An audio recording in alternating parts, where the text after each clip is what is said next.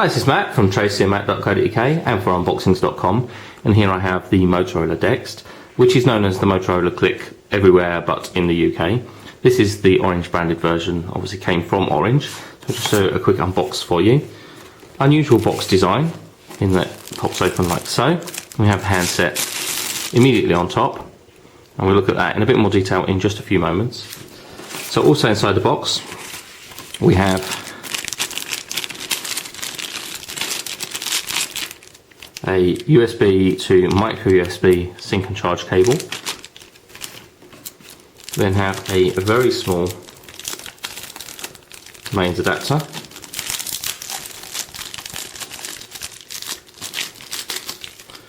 Which has a standard USB socket on the top there, as I say, extremely small, nice and compact. We then have the battery, which is reasonably chunky. It is a 1420 mAh battery. We then have a headset, which is a wired headset. We also have the foam covers for the headphones. So say it's a wired headset with a standard 4-pole 3.5mm jack, which is good to see, and it's reassuring to see that manufacturers are starting to put standard headphone jacks on their handsets, finally listening to people and what they want. We do have an inline microphone. Doesn't have a push button though, it is just a tiny inline microphone. And then we have the headphones themselves. Headphones don't look too bad, they've got a somewhat unusual design on the outside there. They feel quite weighty and they don't look too bad. How good they are, I'm obviously not sure, but it does have the added benefit of being able to use your own headphones should you wish to do so. We have a little addendum or updated information sheet there, and then we have the user manual. You'll notice that it is printed in colour, which is good to see. I think it's useful to actually have colour illustrated user manual. It is fairly lightweight though, but not too bad at all. That does cover sort of like your basics and your sort of getting going. That's in there. You'll notice there's no CD-ROM with any software or anything like that for you to install on your PC. So looking at the handset itself, we'll just peel off the screen protector on the front there like so. So we have a 3.1 inch display, which is actually half VGA, 320 by 480 pixels. Large loudspeaker on top. Then we have the keys below, so we have menu, home and a back button on the bottom. On the left hand side we have a switch, which is like a lock or hold switch. Up and down volume control. Then we have the connector there, which is the micro USB connector for sync and charge. Nothing really to see on the bottom. On the right hand side we have a dedicated camera button and a lock style button. And then on the top we have that 3.5mm headphone jack. Again, as I say, we can use our own standard 3.5mm headphones. On the back then we have the cover over the battery, and the battery installs like so. Pops in place. Our SIM card goes in here, and obviously our micro SD card goes in here. Does include this micro SD card, which is already installed. Seems to be quite difficult to remove. There is a 2 gig micro SD card already installed in there. Do have to remove the back cover in order to get to the micro SD card, and do have to remove the battery in order to get to the SIM card, but that's pretty standard. Back cover pops on like so, and pops in place. Notice there is actually some bumps on the back, which actually is, you know, not bad looking design. It's a little bit more unusual. The camera is a 5 megapixel camera. No flash though, and no mirror for taking your self-portraits. Bit of a shame, especially as this handset is being targeted as a social networking handset. You might have expected to be able to, you know, take your self-portraits and then send them to your friends on Facebook or whatever. So the other feature of the Motorola Dext is the sliding QWERTY keyboard. And it is good to see another Android handset with a QWERTY keyboard. So a fairly generous QWERTY keyboard, as you can see here. 3 rows for the main keys, and then there is an additional row at the bottom, which is your zoom and alt keys and symbol keys. And there's a back button, D-pad up, down, left, right, and a push button in the centre, and obviously your backspace and your return key there. The mechanism is quite good, doesn't tilt, as the design might suggest when around this side where it actually does just sort of dive away there. It doesn't tilt, but it is a nice sliding mechanism, which is quite good there. So if we just power up,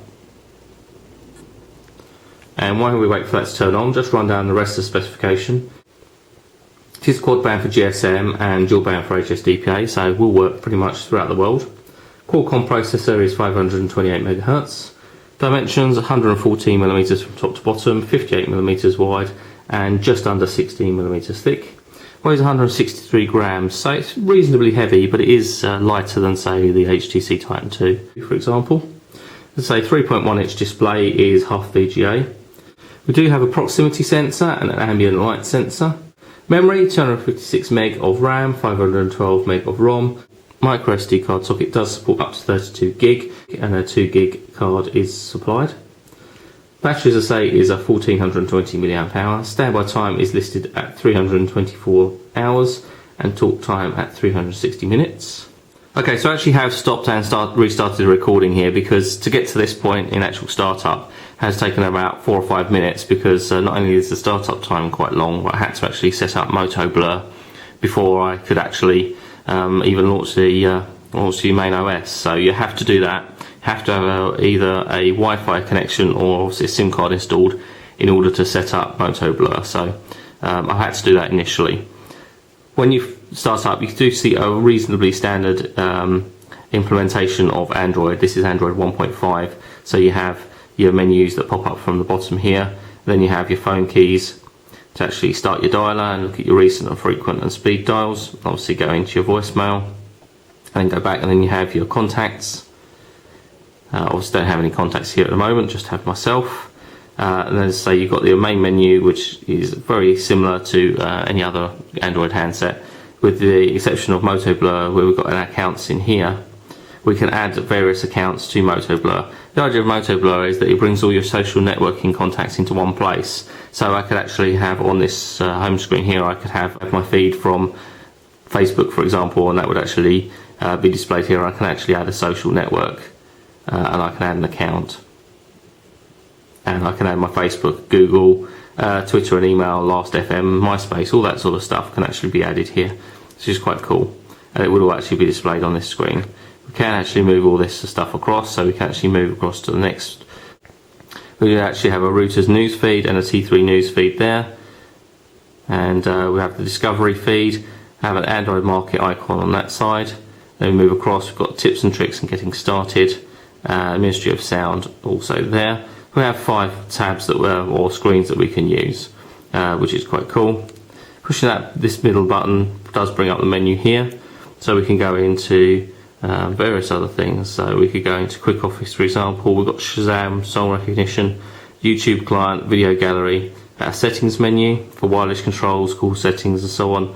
All fairly standard stuff displayed on the screen here. And we can go back out of here. And when we open the keyboard, it does actually rotate the display reasonably quickly. It's pretty rapid in terms of rotate there, not bad at all. There is a slight delay, but nothing really to speak of, which is not bad at all.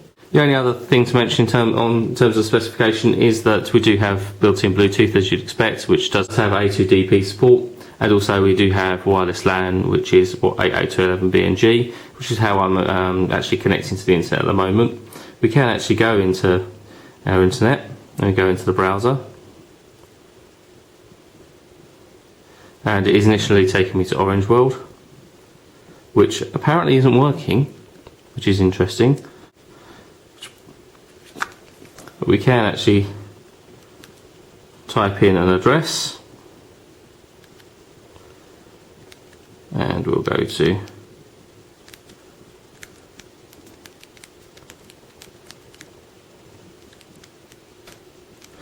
interestingly, Tracy and Matt is shown as one of the optional results. I haven't already typed this in, so that's quite cool.